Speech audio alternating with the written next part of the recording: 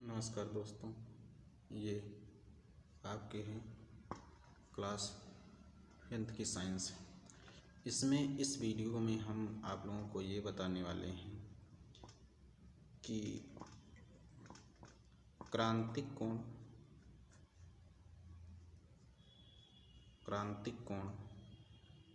तथा पूर्ण आंतरिक परावर्तन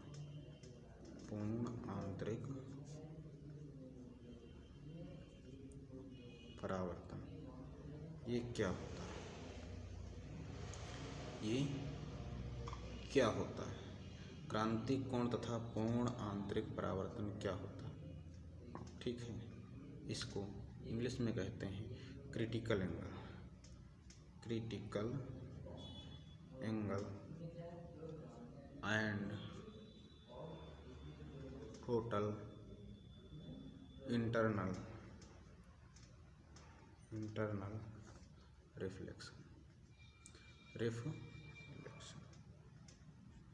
critical angle and total internal reflection.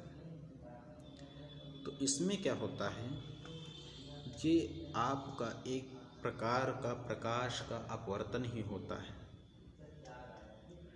ठीक है, जब कोई प्रकाश की किरण किसी सघन माध्यम से विरल माध्यम में जाती है तो इसका एक छोटा भाग परावर्तित हो जाता है। क्या हो जाता है?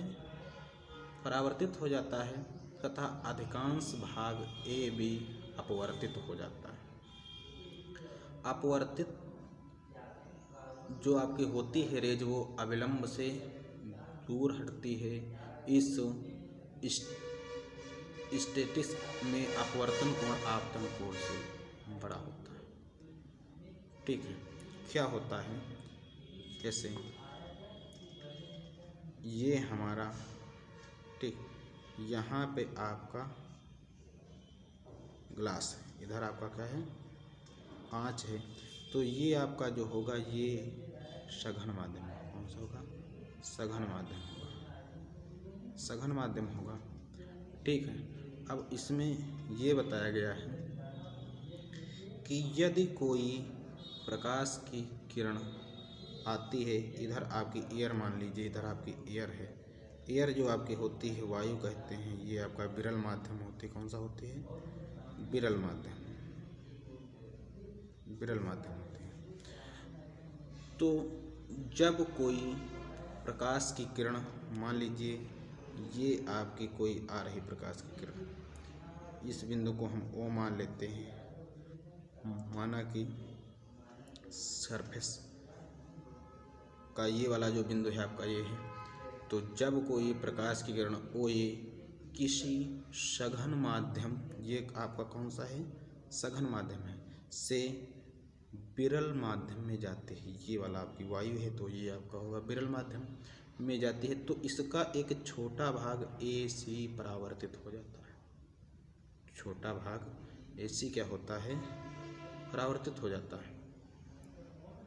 कैसे भाई? ये वाला आपका अविलंब होगा। अब इसको यहाँ से रिफ्लेक्ट हो करके, परावर्तित हो करके निकलना इसको इधर था, निकलना इसको इस ओर था। ये आपका C बिंदु होगा, निकलना इसको इस ओर था। लेकिन ये यहाँ से अपवर्तित हो करके आपकी यहाँ से आकर के इस बिंदु से होकर के ऐसे मुड़ जाती है। क्या होता है? ऐसे मुड़ जाती है, इधर चली जाती है। तो ये आपका जो एंगल बनता है ये आपका R होता है, तथा अविलंब से ये आपका जो कोण बनता है ये आपका I होता है। ये आपका अविलंब होता है। ठीक है, तो इसका एक छोटा भाग AC परावर्तित हो जाता है, मतलब हल्की सी रेज इधर भी निकलती है। पूर्णतया आपका इधर नहीं निकलती, लेकिन हल्की सी रेज इधर निकलती है, और अधिकांश मतलब कि इधर आपका निकल जाता है भाग। ठीक है, अधिकांश भाग AB अपवर्तित हो जाता है। जो ये भी आपका है भाग, ये क्या है? अपवर्तित हो जाता है। अपवर्तित किरण AB अविलंब से दूर हट जाती है। ये आपका अविलंब है, इसको यहाँ से यहाँ आपको सीधे आना था, लेकिन यह इससे क्या होती है? R एंगल पे आपकी यहाँ से हट जाती है। ठीक है, हट जाती है दूर।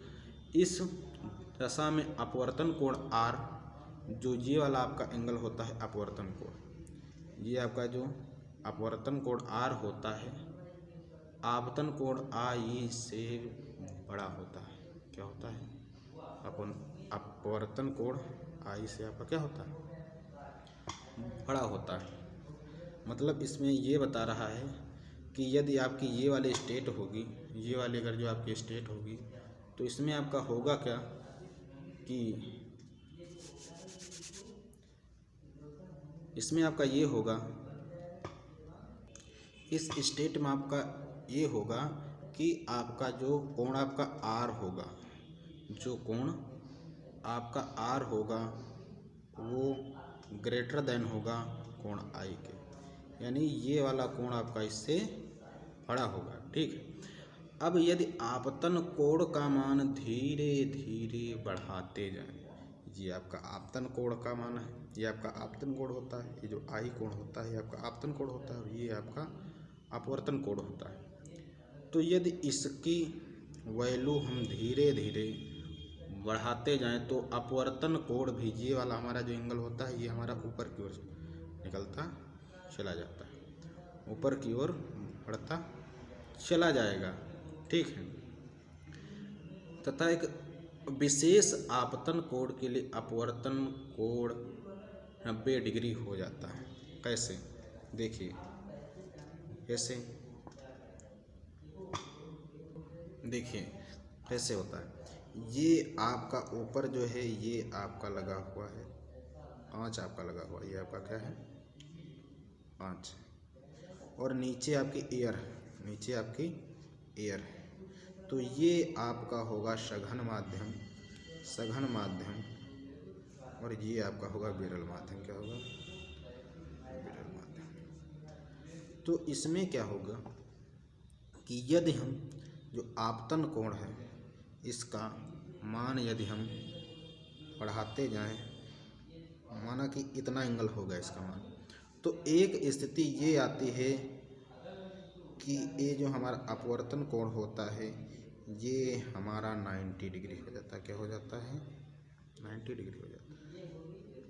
अविलंब से एकदम 90 डिग्री पे हो जाता है। ठीक है। ये हमारी ओ थी, रेस थी, वो ए रे थी, ये हमारा बिंदु है बी, और हल्का सा इधर आपका परावर्तन हो जाता है सी की ओर, एकदम हल्का सा आपकी रेज निकलती है।